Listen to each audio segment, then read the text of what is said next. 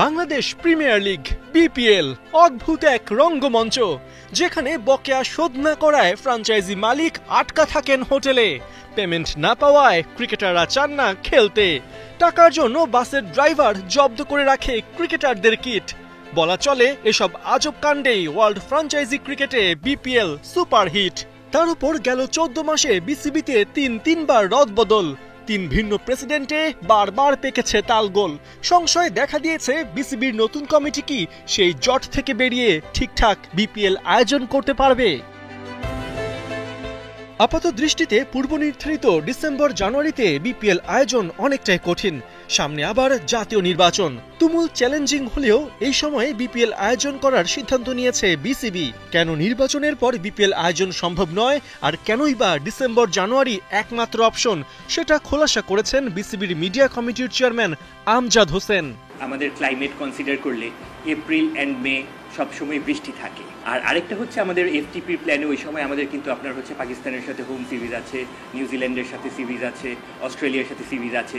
So that's more important যে আপনার তো ওখানে কোনো উইন্ডো নেই। সো এইটাই অপশন আছে। আর আমাদের জানেন যে সবসময় আমাদের অল অ্যালং লাস্ট 11টা সিজন এই ডিসেম্বর টু জানুয়ারিতেই হয়ে এসেছে উইন্টার ক্রিকেট। নানা অনিশ্চয়তার পরেও বিপিএল ড্রাফটের জন্য 17 নভেম্বরকে টার্গেট করে এগোচ্ছে বিসিবি। তার আগে ফ্র্যাঞ্চাইজিশিপ নেবার জন্য আগ্রহী প্রতিষ্ঠানগুলোকে 28 অক্টোবরের মধ্যে আবেদন করতে হবে। তবে যেন তেন প্রতিষ্ঠান যেন দল না পায় এবং খেলোয়াড়দের পারিশ্রমিকের নিশ্চয়তা যেন থাকে, সেটাকে এনশিওর করতেই বেশ কিছু প্যারামিটার সেট করেছে ক্রিকেট বোর্ড। যারাই অ্যাপ্লিকেন্ট ওনাদের জমা দেওয়ার সাথে ওখানে হচ্ছে আপনার 2 কোটি টাকার পে অর্ডার সহ জমা দিতে হবে, which shall be converted as their franchisee fee for the first year. So franchisee fee each year 15% করে এনহ্যান্স করা হবে 5 বছরের জন্য, যেহেতু টিম অ্যাওয়ার্ড করা হবে। আর এর বাইরে হচ্ছে 10 কোটি টাকার ব্যাংক গ্যারান্টি দিতে হবে, বাট এটা হচ্ছে টাইম ডিউরেশন হচ্ছে 6 মাসের জন্য কভার করতে হবে।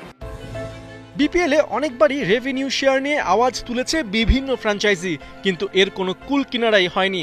অবশ্য এবার সেটার একটা দফারফা হতে যাচ্ছে। প্রাইজ মানি, মিডিয়া রাইটস থেকে শুরু করে ফ্র্যাঞ্চাইজিগুলো যেসব স্পন্সর নেবে তাদের প্রচারণার স্কোপও করে দেবে বিসিবি। প্রাইজ মানি যেটা চ্যাম্পিয়ন টিম পাবে এবার হচ্ছে 2.75 2 কোটি 75 লক্ষ, আর রানার আপ টিম পাবেন 1 কোটি 75 লাখ টাকা। আমাদের 3টা যে major earning, world wide media rights থেকে আর্নিং, গ্রাউন্ড রাইটস থেকে আর্নিং অ্যান্ড টিকিট থেকে আর্নিং, এই 3টার নেট প্রফিটের উপর 30% ফ্র্যাঞ্চাইজিদের মাঝখানে ডিস্ট্রিবিউট করা হবে। শুধু তাই না, আমাদের যে গ্রাউন্ড যে পেরিমিটার বোর্ডটা থাকবে, ওই পেরিমিটার বোর্ডে যখন যেই টিমের খেলা হবে, 2টা টিমেরই, তাদেরকে 30% time, which comes approximately 30 minute per team on a standard T20 match, যদি ফুল 40 ওভার্স খেলা হয়, 30 মিনিট এক একটা টিমের জন্য অ্যালোকেট করা থাকবে। সো ওইটা আবার টিমদেরকে তাদের স্পন্সরদেরকে অ্যাট্রাক্ট করার জন্য বা স্পন্সরদের তারা ওখানে প্লেস করতে পারবেন without any cost. BCB franchise থেকে কোনো চার্জ নেবেন না। এবারের বিপিএল শুরুর সম্ভাব্য তারিখ 19 ডিসেম্বর, ফাইনাল হতে পারে 16 জানুয়ারি। ধারণা করা হচ্ছে নতুন পুরানো মিলিয়ে 5 থেকে 6টি ফ্র্যাঞ্চাইজি নিয়ে আয়োজিত হবে এবারের আসর। পার্থ বণিক, 71, ঢাকা।